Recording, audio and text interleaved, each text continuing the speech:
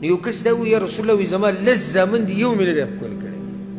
د اوسه پورې ما یو نه دی ښکل کړی پیغمبر صلی الله علیه وسلم ورته وایي نو زه څه وکړم چې الله ستا د زړه نه رحم اخیستی د ماشومانانو ښکلول ماشوم په غېږ کې نیوه دا د پیغمبر صلی الله علیه وسلم طریقه ده او دا د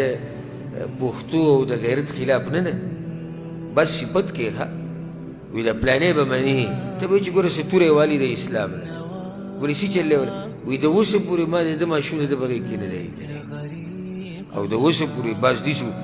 زما ځان له طبیعت ته زه واړه نه راله او نه واړه ښکلومه زه به واړه رالم او زه به واړه ښکلوم لکه په دې رګونو کې وینه ستا چلېږي دا ته څه خبرې کوې چې زه به یې رالم او زه به یې ښکلوم دا خو د رحمدله انسان کار دی چې بچي رالي وښکلوي او د هغوی سره ټوغې ټقالې کوي او د هغوی تربیت هم کوي کوم ځای کې چې سختي هلته سختي پکار ده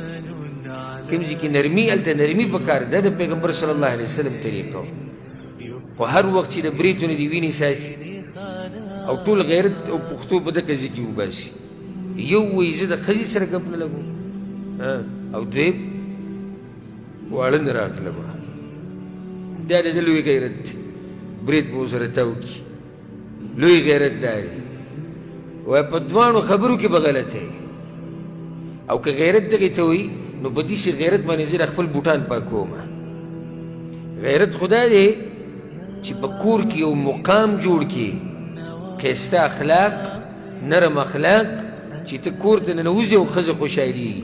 چې ته کور ته ننوځې او بچي خوشحالېږي